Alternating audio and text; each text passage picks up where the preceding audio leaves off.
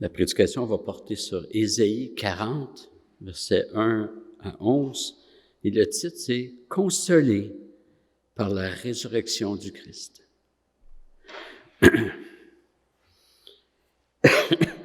Alors, je vais lire le texte qui va apparaître à l'écran en principe.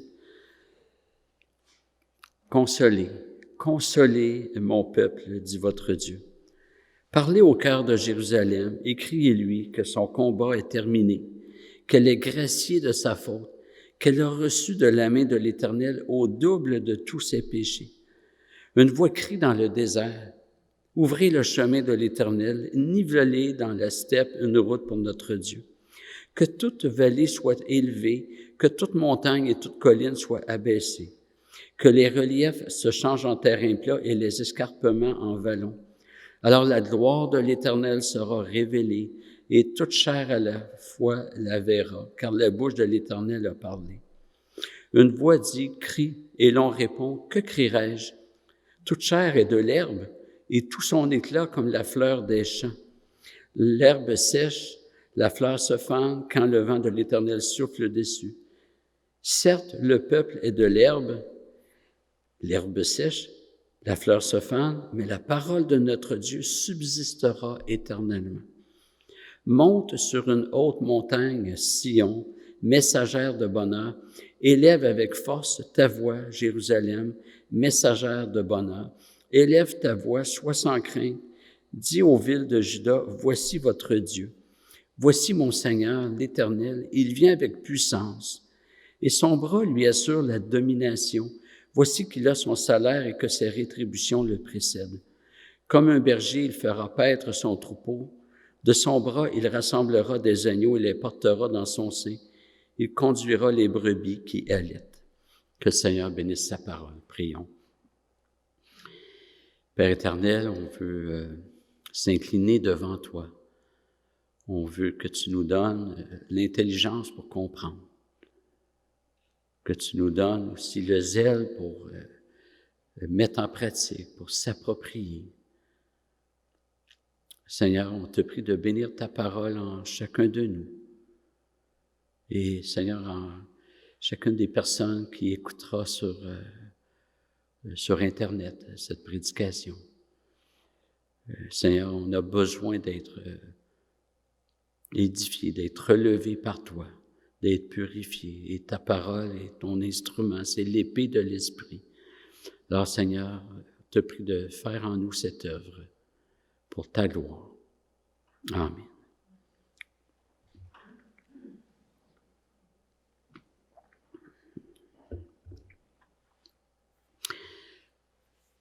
Le Seigneur, par la bouche de son prophète, annonce des événements heureux.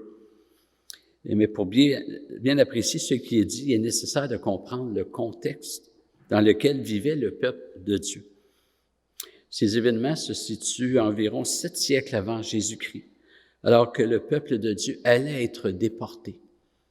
La déportation, c'est Dieu qui prend son peuple du pays promis puis qui le sort, qui l'envoie sous la domination ennemie.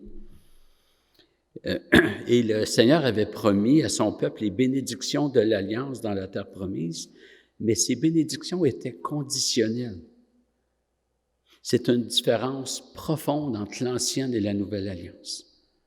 L'Ancienne Alliance, elle était conditionnelle. Les membres devaient remplir les conditions d'obéissance pour demeurer dans l'Alliance. L'appartenance de la nation juive, donc son appartenance à Dieu n'a jamais été inconditionnelle. Exode 19, « Si vous écoutez ma voix, si vous gardez mon alliance, vous m'appartiendrez. » C'est pas « vous m'appartiendrez, peu importe ce que vous allez faire. » Deutéronome 28, on voit aussi, et il y a d'autres textes aussi, jusqu'au verset 14, c'est « Voici les bénédictions si vous gardez mon alliance. » Mais à partir du verset 15, « Mais si vous désobéissez, voici les malédictions. » Puis là, il y a beaucoup plus de versets, ça sera autour du verset 50 ou 60, là, je ne me rappelle pas. Ça, c'était sous l'Ancienne Alliance. Et pour la plupart, les les membres de l'Ancienne Alliance venaient au monde dans cette alliance. Mais ils étaient exclus s'il y avait une désobéissance extérieure. On est dans l'Ancienne Alliance. L'Ancienne Alliance n'a jamais rien produit. C'était pas son rôle. Son rôle, c'était de préparer la Nouvelle Alliance. Son rôle, c'était d'annoncer, de promettre, mais jamais d'accomplir. Je n'ai pas le temps de faire un exposé ce matin sur ce concept-là, mais Hébreux 9.15 nous dit que ça prenait le médiateur de la Nouvelle Alliance pour sauver ceux que Dieu s'est choisis sous la Nouvelle Alliance, sous l'Ancienne Alliance. Il a choisi des gens sous l'Ancienne Alliance, pas tous, certains, mais c'est en vertu de la Nouvelle Alliance qu'ils ont été sauvés. Hébreux 9.15 est un verset clé là-dedans. Dans la Nouvelle Alliance, on n'y entre pas par lien biologique. C'est pas parce que papa puis maman étaient dans la Nouvelle Alliance que je suis dans la Nouvelle Alliance. Je suis devenu membre de la Nouvelle Alliance quand j'ai cru. Et on ne sort pas de cette alliance. On ne sort pas de la Nouvelle Alliance.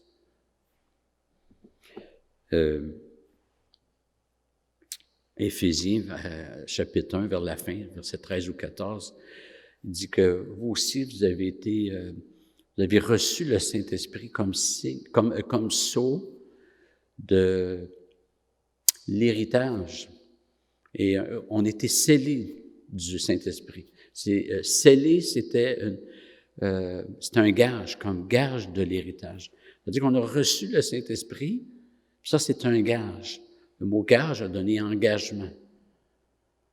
Il y en a qui m'ont déjà entendu ici dire qu'un gage, c'est comme si je vais dans une boutique, je vais avoir un vélo, il en reste juste un, j'ai pas l'argent sur moi, alors je vais laisser ma montre comme gage de mon engagement, que je vais venir chercher le vélo. Puis si je reviens pas chercher le vélo, le propriétaire de la boutique garde ma montre. C'est ça un gage. Fait qu'imaginez, nous, on a reçu comme gage le Saint-Esprit. Comme gage, on a été scellés du Saint-Esprit, puis ça, c'est un gage de l'héritage qui nous attend. Autrement dit, si Dieu disait, finalement, je te sauve pas, peu importe quelle raison, on garderait le gage qui est le Saint-Esprit. Fait qu'on se retrouverait en enfer avec le Saint-Esprit. Paul prend des termes très forts pour dire que c'est impossible. On ne peut pas être régénéré. On a été régénéré, on est de nouvelles créatures, on est libéré de la puissance du péché, de la puissance de la loi. Même si on pêche encore, le péché n'a plus la puissance de nous amener où il nous amenait, c'est-à-dire la condamnation. Ça, c'est les membres de la Nouvelle Alliance. Si nos cœurs devraient tressaillir de reconnaissance quand on pense à ça. Le salut ne dépend pas de moi et ma persévérance ne dépend pas de moi. Dieu sollicite mes efforts, mais tous les efforts que je vais faire, c'est Dieu qui m'y donne. C'est lui qui donne le vouloir et le faire, que Paul dit.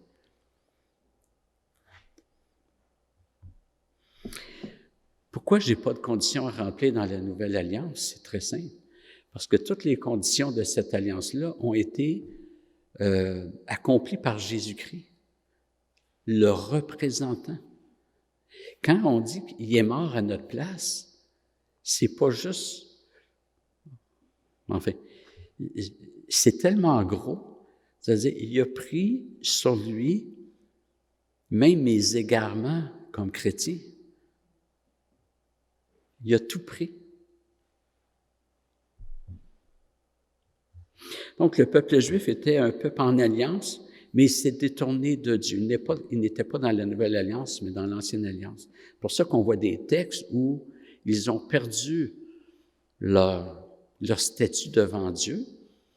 Mais il ne faut pas prendre ça, télécharger ça dans la Nouvelle Alliance, faire un copier-coller, parce que c'est pas la même alliance. Il y en a qui prennent ça pour dire que le salut se perd. Non, c'est pas la même alliance, pas le même contrat, si on veut. Le peuple est entré dans la terre promise sous Josué, Il y avait la promesse, mais l'ombre de la promesse, parce que les promesses de l'Ancienne Alliance étaient c'était accordé, mais sous forme d'ombre. C'était pas la réalité qui est en Jésus-Christ. Okay? Presque toutes les promesses, c'est comme ça.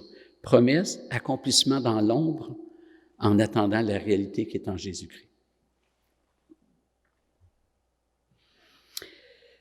Donc, le peuple est entré en terre promise, mais ça n'a pas été long que le peuple a rejeté la loi de Dieu.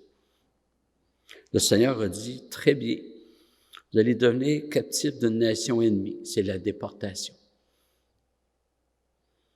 Comme on dit, vous voulez vivre comme les païens, bien vous allez vivre avec les païens. Et Ésaïe annonce au peuple qu'il va être déporté. Ça doit être un stress énorme.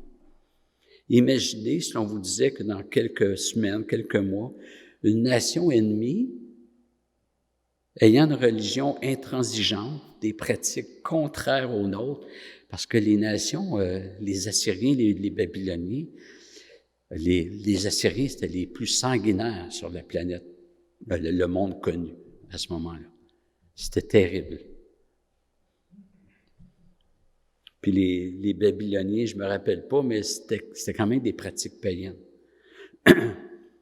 Alors imaginez qu'on nous disait là, bien dans quelques semaines, quelques mois, on va être fait captif d'une nation ennemie, d'une nation intransigeante qui a de la haine pour les Québécois, puis vous allez être amenés là, puis vous allez être dispersés. Parce que pour que Israël perde son identité, on les dispersait. Hein, on ne voulait pas qu'ils fassent un ghetto, en mettre 10 000 dans une même ville, là, ils se seraient ghettoisés. Non, on en met partout, partout.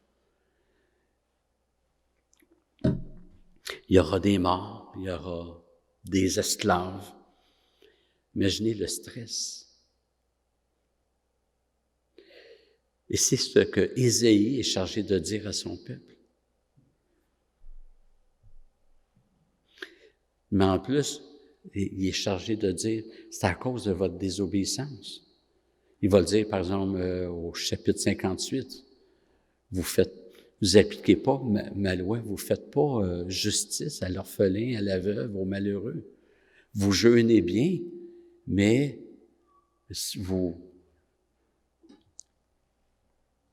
vos cœurs sont pas là. On va regarder les versets 6 à 8 avant de revenir au début d'Ésaïe 40. Verset 6. Une voix dit, « Crie » et l'on répond, « Que crierai-je? Toute chair est de l'herbe et tout son éclat comme la fleur des champs. L'herbe sèche, la fleur se fane, quand le vent de l'Éternel souffle dessus. Certes, le peuple est de l'herbe. L'herbe sèche, la fleur se fane, mais la parole de notre Dieu subsistera éternellement. »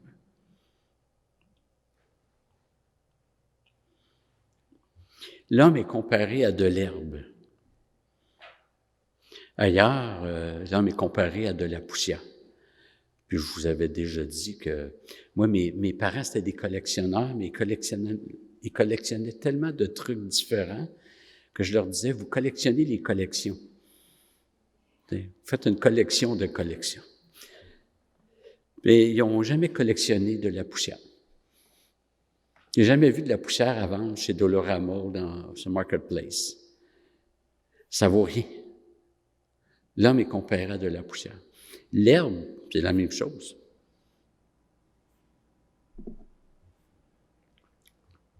L'homme est comparé à de l'herbe.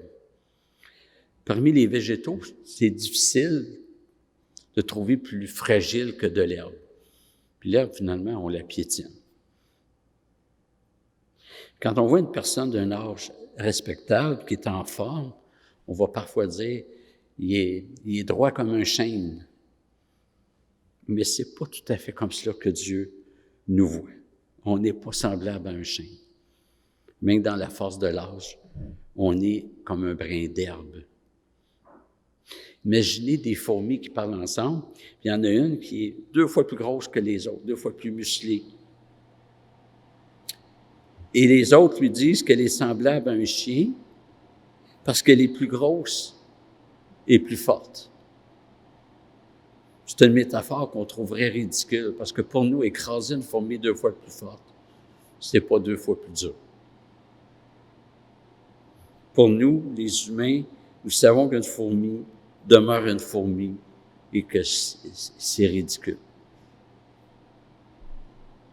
Quand le Seigneur nous regarde, il ne nous compare pas à ce qui est plus grand que nous comme un chêne, mais à ce qui est plus petit, un brin d'herbe. Pourquoi?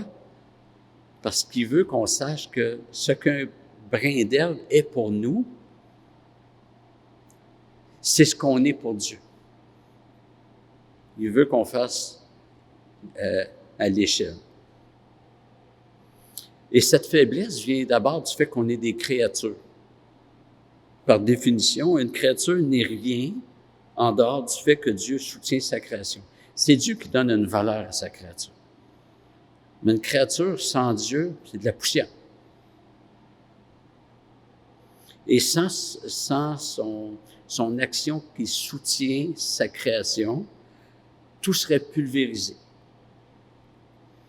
Paul dit en Colossiens 1,17, en parlant du Christ, il dit « Il est avant toute chose et tout subsiste en lui. » Tout subsiste, tout tient en Jésus-Christ. Si notre cœur bat présentement, c'est parce que c'est pas des automatismes, même si Dieu travaille dans il a créé des lois naturelles, mais Dieu soutient, il peut nous arrêter comme ça. Mais c'est pas que ça marche seul, mais Dieu pourrait l'arrêter. C'est Dieu qui fait que ça fonctionne. Dieu assure la poursuite du mouvement. Dieu soutient sa création en toutes choses.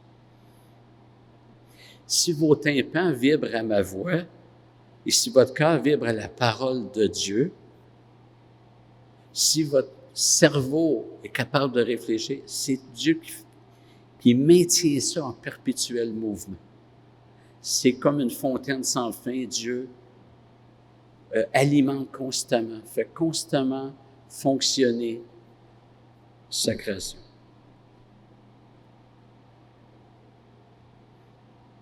Il n'y a pas de force autonome dans la création. Une remorque ne peut pas se vanter d'avancer. Si on la décroche du véhicule qui assure sa traction, elle est immobile. Elle n'avance que parce qu'elle est attachée à un véhicule motorisé. Alors, comment la remorque pourrait-elle se vanter d'avancer? Ce serait une pure folie. Et quiconque l'entendrait se mettrait à rire. La remorque devrait être reconnaissante envers le véhicule motorisé. C'est une image, vous aurez compris. C'est la même chose pour la créature.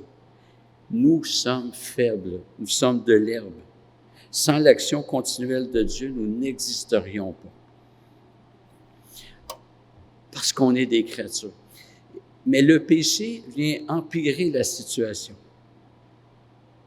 Parce que non seulement on est des créatures, mais nous sommes des créatures qui nous détruisons. Le péché nous détruit, nous déshumanise beaucoup plus qu'on peut l'imaginer. Alors, on se brise, nous qui sommes déjà faibles. Autrement dit, on est comme de l'herbe, puis on se piétine. Au début du livre, le prophète annonce qu'en raison du péché, l'herbe n'a plus sa verdure et que la fleur est fanée. Ésaïe 5, 24.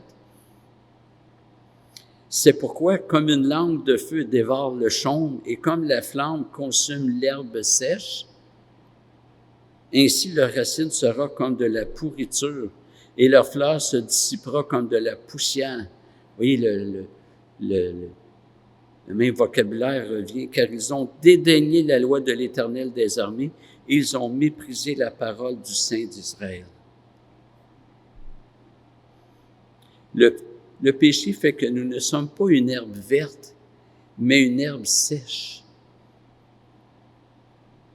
C'est pas qu'on va faner quand on va mourir.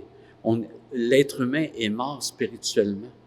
Il n'est pas vert spirituellement. Il est sec. Et cette image rejoint celle du désert dans la Bible, où tout est mort et dépourvu. Et le roi des rois, le Fils de Dieu, est venu à nous. Il est venu marcher sur un sol maudit et souillé. Il vient vers chacun de ses élus comme ils sont, là où ils sont. Il vient dans les déserts de nos vies. Il vient redonner la vie aux cadavres que nous sommes. Et tout reverdit en nous. La fête de Pâques, c'est aussi que nous revivons, mais d'une nouvelle vie. De sorte qu'on passe d'herbes fanées, sèches, d'herbes sèches et de fleurs fanées à un arbre planté près d'un courant d'eau. Cet arbre dont le feuillage ne se flétrit pas, son main, et qui porte du fruit en sa saison.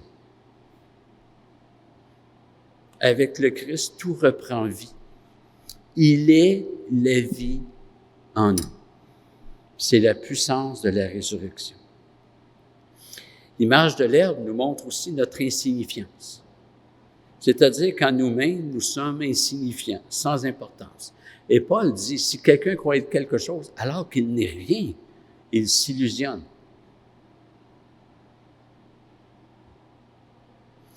Sans notre Dieu qui nous donne une valeur, et on n'en aurait pas. J'ai l'impression que pour un bœuf ou une vache, voir un caillou ou une pépite d'or, c'est la même chose. Il n'est pas plus intéressé par un que par l'autre. Mais l'homme, lui, va accorder plus de valeur à l'or qu'au caillou. C'est quoi qui donne la valeur? Est-ce que c'est l'objet objectivement qui en a, ou c'est quand quelqu'un lui en donne? Dieu nous donne de la valeur, mais sans Dieu, on est un caillou, on est un brin d'herbe. Jean 15, verset 5, Jésus a dit, « Moi, je suis le cep, vous les sarments. Celui qui demeure en moi, comme moi en lui, porte beaucoup de fruits, car sans moi, vous ne pouvez rien faire. »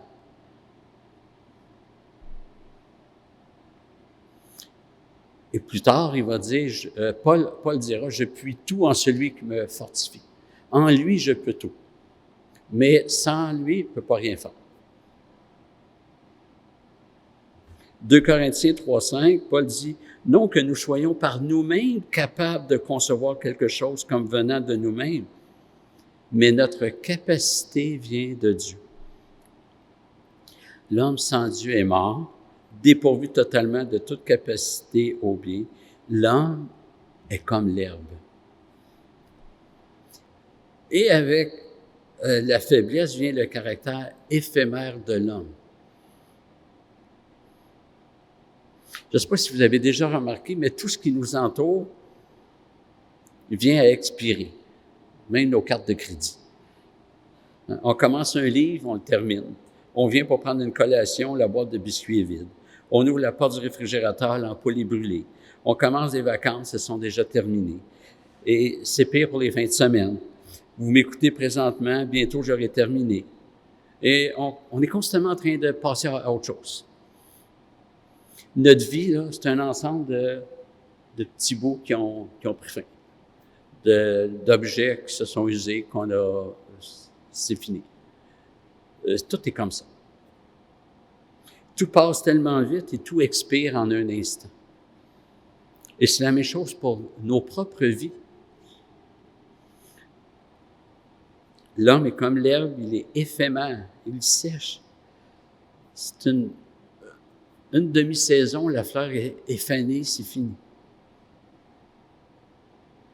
Je ne sais pas si vous pouvez imaginer, depuis la création du monde, combien de personnes sont passées sur la terre.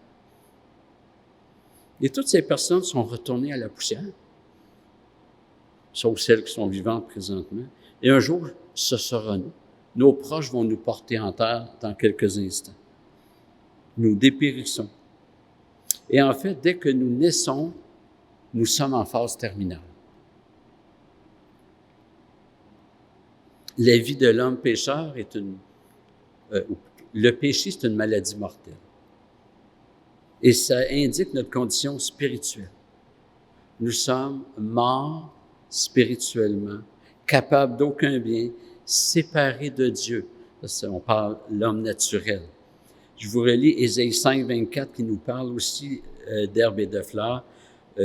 On l'avait lu, mais je le relis. C'est pourquoi, comme une langue de feu dévore le chaume et comme l'herbe sèche, livrée à la flamme, se consume, ainsi leur racine sera comme de la pourriture et leur fleur se dissipera comme de la poussière, car ils ont rejeté la loi de l'Éternel des armées et méprisé la parole du Saint d'Israël. Et on doit prendre conscience de ce que nous sommes en nous-mêmes, des pécheurs morts, fragiles, insignifiants, éphémères. Nous n'avons pas la vie en nous-mêmes. Et quand on rejette Dieu, on rejette la seule source de vie. Le jugement de Dieu comporte quelque chose de, je ne sais pas quel mot prendre, peut-être un peu cynique. C'est-à-dire qu'il donne, en fait, le jugement de Dieu, c'est Dieu qui donne à l'homme ce que l'homme veut. Tu as voulu vivre sans moi, bien, tu vas passer l'éternité sans moi. Tu as rejeté la vie que j'offre, mais il te reste la mort. Tu rejettes la vérité, il te reste le mensonge. Tu rejettes le Dieu de lumière, il te reste les ténèbres. C'est ce que tu as choisi.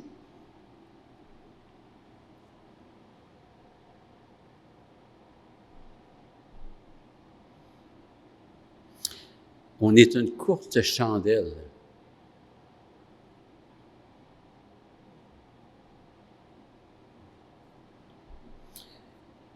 Mais la beauté de ce texte-là, c'est Dieu offre la consolation. Mais pour être consolé, il faut pleurer. Donc, ça s'adresse à ceux qui pleurent sur leur vie, ou ceux qui ont déjà pleuré, mais on a besoin encore, parce qu'on a encore des tiraillements, on a besoin encore de se rappeler la consolation. Versets 1 et 2, que je vais relire, « Consolez, consolez mon peuple, dit votre Dieu. Parlez au cœur de Jérusalem et criez-lui que son combat est terminé, qu'elle est graciée de sa faute, qu'il a reçu de la main de l'Éternel au double de ses péchés. » Et Ésaïe 40, je ne sais pas s'il y en a qui avaient déjà remarqué, mais Ésaïe 40, ça vient avant Ésaïe 53. Ça prépare Ésaïe 53 qui annonce le Messie.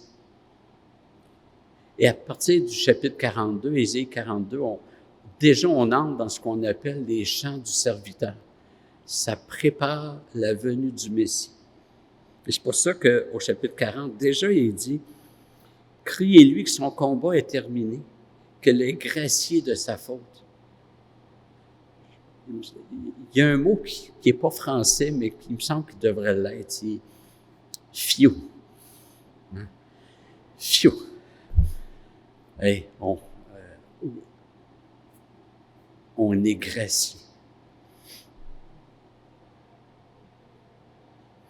Dieu avait placé son peuple dans une situation désolante. La désolation, c'est l'inverse de la consolation.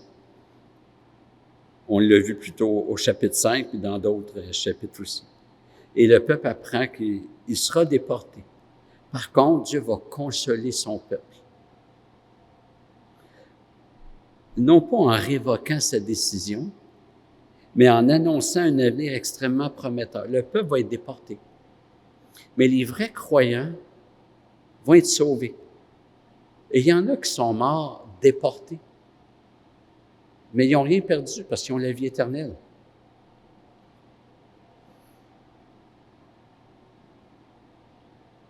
Le peuple devra passer par la déportation. Et oui, Dieu peut nous faire passer par des épreuves difficiles. Mais le peuple est appelé à croire que même dans l'épreuve, même loin du pays de l'Alliance, le Seigneur demeure fidèle à son alliance. Regardez les personnes qui ont vécu dans des pays étrangers. Joseph en Égypte. On pense à Esther et Mardochée.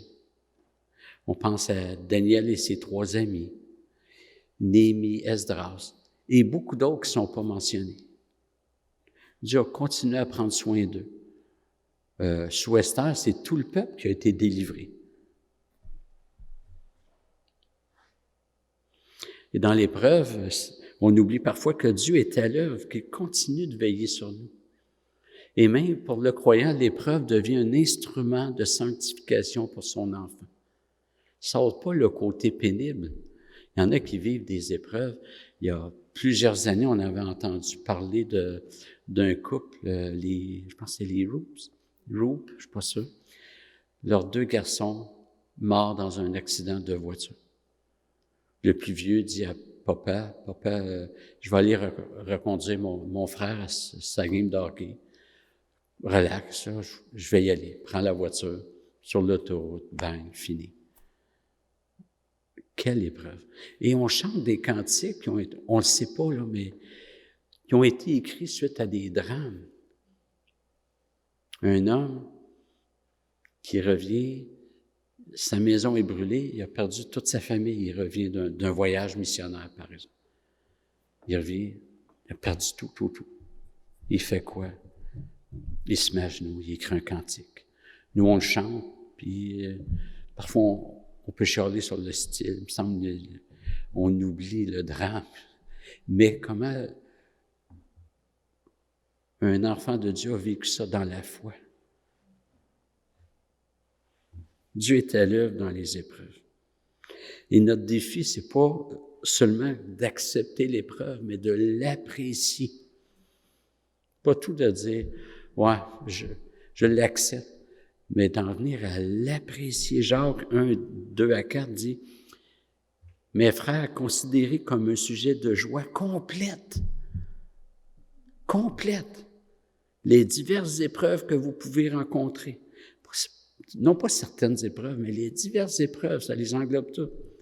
Sachant, ça passe par la connaissance, sachant que la mise à l'épreuve de votre foi produit la patience. Mais il faut que la patience accomplisse une œuvre parfaite afin que vous soyez parfaits et accomplis et qu'il ne vous manque rien. Sans l'épreuve, il nous manquerait quelque chose. Savez-vous que vous ne seriez pas la même personne sans les épreuves que Dieu vous a envoyées?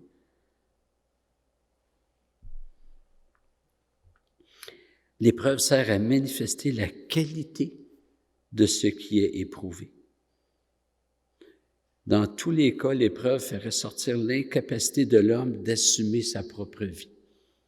J'ai besoin de Dieu. C'est ce que Dieu a voulu montrer à son peuple. Le péché, la faiblesse, tout ça s'est mis en évidence dans l'épreuve. Un jour, on a vécu une épreuve qui nous a pas mal assommés. Et aujourd'hui, je rends gloire à Dieu parce que je ne voyais pas ma fragilité avant. Et je méprisais ceux qui passaient par des difficultés puis qui faisaient preuve de fragilité. Ben voyons donc. Tiens-toi debout. C'est pas compliqué. Puis le Seigneur m'a éprouvé. J'ai dit, oh là là. Je suis content de ne pas avoir été pasteur à ce moment-là, pour être honnête. J'aurais détruit. Puis j'ai goûté à ma fragilité, ma vulnérabilité. Puis je rends gloire à Dieu qui m'a montré cela. Le même verset que j'ai cité il n'y a pas longtemps. Il m'est bon d'être humilié, afin que j'apprenne tes prescriptions. Avant d'être humilié, je m'égarais. Chez le non-chrétien, la même épreuve va faire ressortir sa rébellion. Alors que chez le chrétien, l'épreuve fait ressortir l'œuvre de Dieu en lui. L'épreuve, c'est faite pour éprouver. Est-ce que ça résiste ou pas? Et Deutéronome 8, dont j'ai parlé il n'y a pas longtemps, l'épreuve fait ressortir ce qui est déjà en nous. L'épreuve ne met rien en nous. Je ne peux pas blâmer l'épreuve. L'épreuve fait ressortir ce qui est déjà en moi. J'ai déjà parlé de ceux qui disent « Ah, moi, j'ai vécu telle injustice dans une église. Il n'est plus question que j'aille dans une église. L'épreuve fait ressortir que la personne se pense meilleure. Parce que tu dis que tu n'as pas été bien traité dans l'Église, mais ça se peut que toi-même, tu n'aies pas bien traité tout le monde. Tu ne reconnais pas l'œuvre de Dieu. Tu veux que les choses se passent à ta façon. L'épreuve fait ressortir tout cela dans le cas d'une personne qui réagirait comme ça. L'épreuve fait ressortir son orgueil. C'est-à-dire, les choses doivent se passer à ma manière, sinon, moi, je vais rester à la maison, je vais prendre soin de moi, je n'ai pas de problème avec ça. L'épreuve fait ressortir ce qui est déjà dans le cœur humain. Et pour les vrais croyants, il y a une consolation. Dieu ne dit pas « consoler mon peuple », il n'y aura plus d'épreuves, il n'y aura plus de conséquences à rien. Non, non. Consolez mon peuple, je m'en viens et je vais vous délivrer. Et notre seule consolation se situe dans ce que Dieu fait. C'est notre seule consolation. Quand Dieu éprouve son peuple, Dieu sait qu'on se sent abandonné. Où est Dieu? Mais il soutient ses enfants et il les console. Comment? Par le moyen de sa parole. Dieu a révélé à Isaïe qu'il devait communiquer au peuple la révélation. La consolation passe par la parole de Dieu qui doit être crue. On doit croire ce qui est dit. Ce n'est pas juste des informations qui nous arrivent.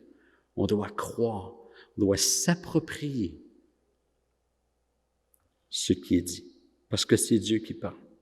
Pour être consolé, on doit croire la parole de Dieu. Sinon, il n'y a pas de consolation. Sinon, ça reste des mots. Si je trouve... Pas si moi je trouve, je suis marié. Si un jeune homme trouve une lettre d'amour, si un homme voit dans sa boîte à mal une lettre d'amour, il l'ouvre, wow. Puis à la fin, c'est marqué, finalement, le postier s'est trompé, ça va chez le voisin. Il ne peut pas s'approprier. Il peut dire à l'autre, il est chanceux, mais c'est pas pour lui. Quand on lit la parole de Dieu, on peut dire, c'est pour moi. Ça ne veut pas dire que chaque chose m'est directement adressée, c'est pas vrai. À Matthieu, Jésus dit, viens et suis-moi. Dans Marc 5, Jésus délivre un démoniaque. Le démoniaque dit, je vais te suivre dans ton ministère. Jésus dit, non, toi, tu retournes chez toi. Ça ne veut pas dire que Dieu a la même vocation pour tous. Je ne peux pas prendre la vocation d'un et dire, c'est la mienne. Mais les principes chrétiens, ça, je dois tout m'approprier.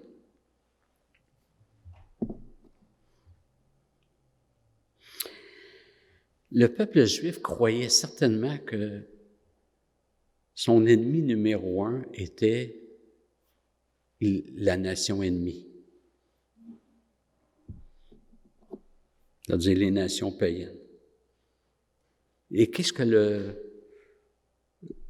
le Seigneur révèle? Ésaïe 40, verset 2, « Parlez au cœur de Jérusalem, et criez-lui que son combat est terminé, qu'elle est graciée de sa faute. » Pas qu'elle est délivrée de la nation ennemie, mais qu'elle est graciée de sa faute, qu'elle a reçu de la main de l'Éternel au double de tous ses péchés. C'est intéressant de voir que par anticipation, le peuple pouvait vivre le pardon qui reposait sur l'œuvre à venir, l'œuvre de la croix, à venir 7 siècles plus tard. Mon problème numéro 1 dans ma vie, ce n'est pas les circonstances. C'est mon péché. Je vais vous dévoiler le nom de mon ennemi numéro 1. Il s'appelle Daniel Durand.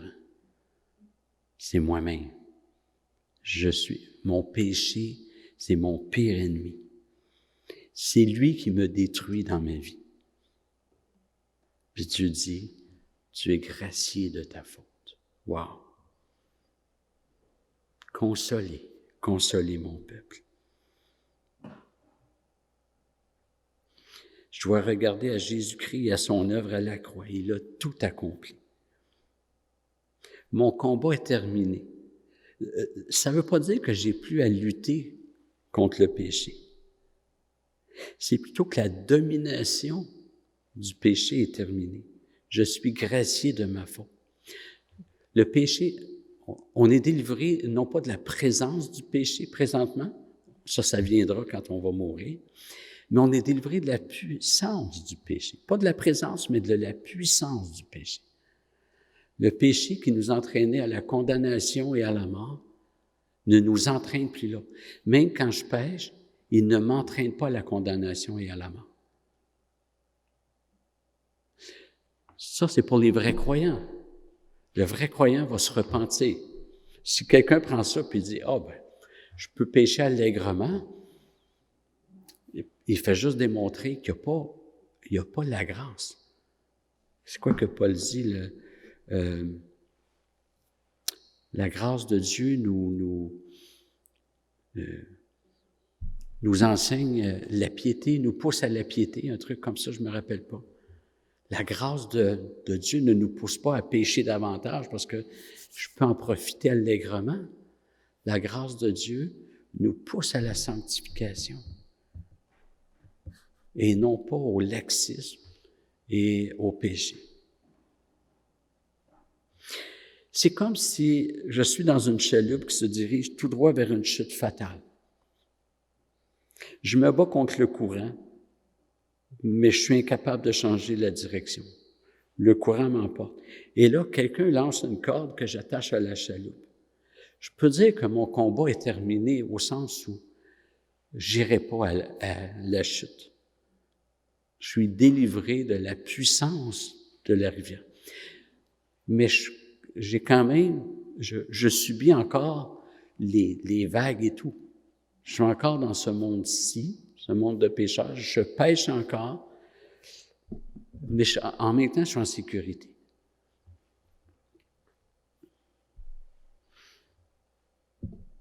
C'est notre situation. On doit combattre, mais pas pour éviter la chute, c'est réglé, ça. Je suis attaché, je suis uni à Jésus-Christ pour l'éternité. Mais je dois encore lutter, puis je ne veux pas chavirer, etc. Et il n'y a que dans la compréhension que Dieu a pleinement réglé le problème de mon péché que je peux être consolé. Frères et sœurs, si le salut se perdait, je ne pourrais pas être consolé. Ça serait, j'ai été sauvé par grâce, mais je garde mon salut par mes œuvres. Mais je peux être consolé parce que Jésus-Christ a pris mon péché. Il est mort à la croix. Et sa résurrection est l'attestation publique de Dieu que son œuvre est agréée par Dieu.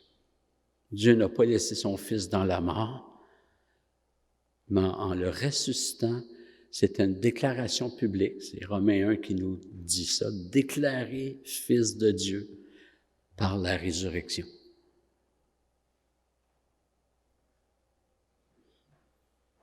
Je ne sais pas si on réalise c'est quoi être gracié de notre faute. On était endetté d'une dette qu'on ne pouvait pas régler, effacer. Et de plus, on continuait à s'endetter. Le Seigneur arrive, il a tout payé. Il a tout pris sur lui. On a une quittance. Nous avons une quittance, un papier légal qui nous dit que notre dette a été effacée. Jésus-Christ est ressuscité. Dans les versets 3 à 5, on a le contenu de cette consolation. Et donc, les versets 3 à 4 sont cités dans les évangiles pour nous parler de Jean-Baptiste. L'idée de niveler une route dans la steppe, que toute vallée soit élevée, que toute montagne ou toute colline soit abaissée, signifie ceci. c'est que tous les obstacles à ce que l'homme puisse voir sa relation avec Dieu ont été supprimés. Pour le peuple de Dieu, la relation est rétablie. Si l'on veut, le verset 2 fait référence à l'œuvre objective du Christ à la croix. Et les versets 3 et 4 font référence à l'œuvre subjective, c'est-à-dire l'application du salut dans la vie de l'individu. Lorsque Dieu nous a sauvés, il a fait une œuvre subjective en nous. Il nous a donné un nouveau cœur, un nouvel esprit, il nous a donné la vie spirituelle. Il a purifié notre conscience des œuvres mortes de telle sorte que nous avons vu la gravité de notre péché. Notre conscience a été régénérée, nettoyée pour qu'on puisse voir clairement. Et on a compris combien nous offensions Dieu. On a compris que la liberté, c'est dans la loi. Comme Jacques dit, on n'est pas dans l'Ancien Testament, là, Jacques parle de la loi comme la loi de la liberté. C'est en vivant selon Dieu qu'on trouve vraiment notre liberté, notre épanouissement.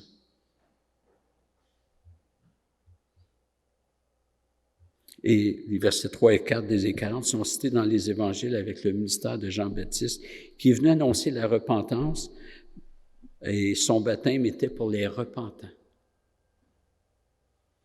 Cette voix qui crie dans le désert, on est proche de l'herbe sèche. Le désert qui illustre la situation de l'homme pécheur. Le cœur humain, c'est un désert. Le monde est un désert. Qu'est-ce qu'un homme? C'est quoi l'idée d'aller crier dans le désert? Eh bien, on crie, c'est-à-dire Jean-Baptiste a crié dans le désert, c'est-à-dire qu'il a prêché à des morts. Comme Jésus, quand il a parlé à Lazare, il a parlé à un mort. Puis Dieu rend la vie à ceux qu'il veut. Personne ne connaît le Père, sinon le Fils et celui à qui le Fils veut le révéler. Jean-Baptiste, lui, parlait. Moi, je vous ai souvent dit que j'ai un ministère de babine. Je parle. J'ai aucun pouvoir dans les cœurs humains, y compris le mien. J'ai un ministère de babine. Puis Dieu fait l'œuvre. Puis c'est comme ça quand vous annoncez l'Évangile à des proches. C'est Dieu qui fait l'œuvre. C'est le miracle du salut. Le miracle de la résurrection. Et une image qui est fréquente dans l'Ancien Testament, c'est que Dieu va prendre des déserts et il va les faire reverdir. Je ne pense pas que ça soit littéral uniquement. Je pense que les déserts risquent de reverdir dans la nouvelle création. Mais c'est aussi l'image de mort que Dieu ressuscite. Ézéchiel 37. Et tous les arbres des champs battront des mains. Là, c'est dur d'être littéraliste en tout point de vue. C'est l'affirmation que Dieu va donner la vie là où c'est mort. C'est l'annonce du salut. La consolation passe par la venue de Jésus-Christ, ce que préparait Jean-Baptiste. Cette venue nous aurait été d'aucun secours si le Fils de Dieu n'avait pas tout accompli. Le Fils est venu dans ce but précis de réaliser le plan de Dieu, racheter son peuple et ouvrir la voie à la nouvelle création. Et dans le sens de la rédemption, l'œuvre du Fils, elle est particulière, elle n'a d'effet que sur les élus. Elle a l'effet rédemptif que sur les élus. Le bon berger donne sa vie pour ses brebis. Mais il y a une portée cosmique à l'œuvre du Fils aussi. L'œuvre du Fils concerne toute la création, même les réprouvés. La raison est que le salut doit comporter la fin de l'activité pécheresse pour tous ceux qui se seront placés du côté de Satan, c'est-à-dire tous les réprouvés. C'est l'œuvre du Fils qui a fait qu'il a accédé à la royauté, et c'est en vertu de sa royauté. Ça, Matthieu, tu vois ça dans Hébreux 1, n'est-ce pas? Après avoir accompli la purification des péchés, il s'est assis à la droite de la majesté divine. Hébreux 1, 2 ou 3. Et c'est en vertu de sa royauté, il s'est assis à la droite de la majesté divine, qu'il va juger et condamner les réprouvés. Donc, même l'œuvre de Jésus-Christ a un effet sur les réprouvés, mais c'est un effet qui est funeste. Mais cet effet-là, il est positif pour nous. Le fait que les réprouvés soient condamnés, c'est quelque chose de positif pour nous. Les anges se réjouissent même des jugements de Dieu. Si on loue Dieu pour toutes ses œuvres, ça inclut son œuvre de condamnation. Et pourquoi? C'est parce que c'est une bonne nouvelle de savoir que ceux qui s'opposent à Dieu seront condamnés. Ils ne s'activeront pas dans le royaume. Comme ce serait une bonne nouvelle de savoir que tous les criminels d'une société ont été capturés et envoyés en prison. C'est une bonne nouvelle pour ceux qui veulent vivre honnêtement.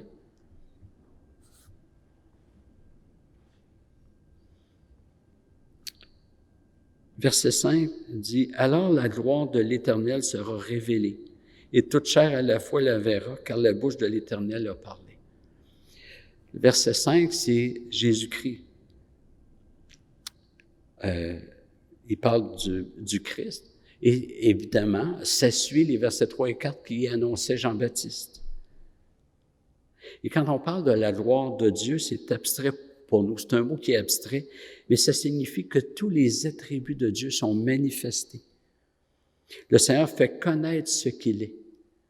Tout ce qu'il est, sa justice, sa colère, sa bonté, sa royauté, son humilité, tous les attributs de Dieu sont manifestés en Jésus-Christ. La gloire de l'Éternel sera révélée et toute chair la verra. On va tous voir la gloire de Dieu, nous constaterons tous sa pleine sagesse, ce que nous ne comprenons pas toujours présentement. Et l'idée de voir la gloire de Dieu, c'est beaucoup plus que d'y assister sans plus. Il s'agit de la constater, de voir combien Dieu est glorieux. Tous son péché sont privés de la gloire de Dieu. Ça veut dire que quand on est sauvé, on n'est plus privé, on est au bénéfice. C'est pas juste quelque chose qu'on va voir, c'est quelque chose qui va nous transformer, qui va nous édifier, qui va nous placer sur les rotules pour contempler Dieu, pour admirer Dieu.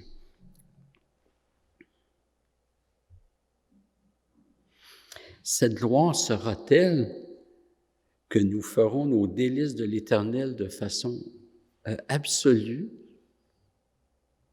et éternelle. On ne se tendra pas. Pour l'éternité, on va découvrir un Dieu infini. On n'aura jamais fait le tour de Dieu puisqu'il est infini, mais on a l'éternité. Pour l'éternité, on va découvrir. Ça va être fascinant. La fin de semaine passée, je parlais de théologie avec mon fils. J'ai dit à mon épouse, c'était tellement bénissant. Ça me permet de découvrir encore plus. Mais ça, c'est ce qui nous attend pour l'éternité, de découvrir un Dieu infini qui nous dépasse. Certains disent oui, mais Dieu ne se fait pas connaître totalement ou exhaustivement. Une créature une créature c'est fini par définition, il y a une finitude. Ça ne peut pas faire le tour de ce qui est infini. Puis, il y en a qui disent, mais comment on peut admirer un Dieu qui ne se fait pas connaître totalement? Puis le théologien Paul Wells a répondu, il dit, ça fait partie de l'admiration. On va toujours admirer un Dieu qui nous dépasse. Le jour où si c'était possible qu'il ne nous dépasse plus parce qu'on aura fait le tour de qui il est, on ne serait plus en admiration autant. Mais pour l'éternité, on va découvrir un Dieu qui nous dépasse. Présentement, on voit la gloire de Dieu, mais partiellement. On y goûte spirituellement. Mais lorsqu'on sera glorifié, nous verrons parfaitement. 1 Jean 3,2 dit « Bien-aimés, nous sommes maintenant enfants de Dieu. » Il y a une réalité présente. Et ce que nous serons n'a pas encore été manifesté, mais nous savons que lorsqu'il sera manifesté, nous serons semblables à lui, parce que nous le verrons tel qu'il est.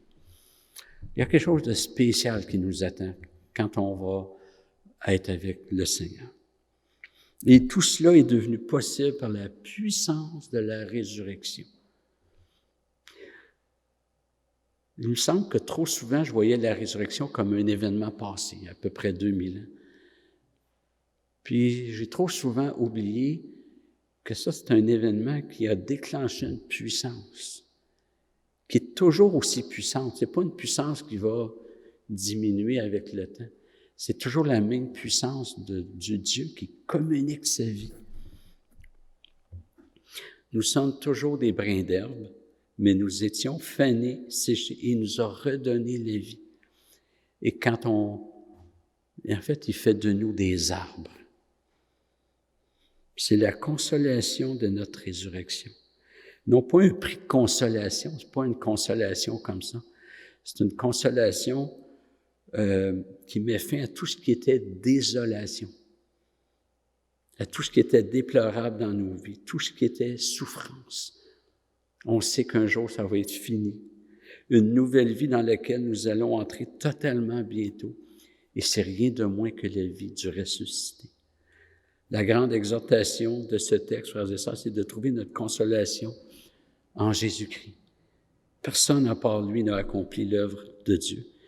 Et sa résurrection nous assure à tous ceux qui sont croyants totalement en lui, pas parfaitement, mais totalement, pas juste une adhésion intellectuelle, par exemple. Bien, tous ceux-là vont entrer dans la gloire de notre Dieu.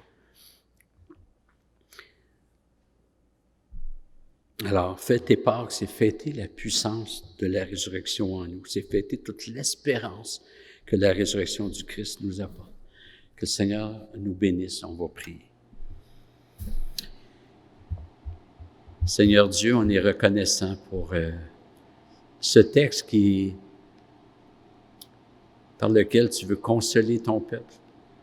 Et Seigneur, merci parce que tu nous as conduits à Jésus-Christ. Jésus lui-même qui dit que nul ne peut venir au Père, au Christ, c'est le Père qui l'a envoyé, ne l'attire, mais littéralement, c'est le tire unilatéralement. Et Seigneur, merci de nous avoir éclairés, de nous avoir régénérés. Merci pour toute ton œuvre en nous. Merci pour l'espérance. Et Seigneur, que tu nous donnes de traverser chaque circonstance de nos vies en gardant cette perspective que tu es le Dieu qui dirige et conduit son peuple jusque dans la patrie céleste. Merci pour la résurrection. Merci de ce plan parfait, Seigneur. Amen.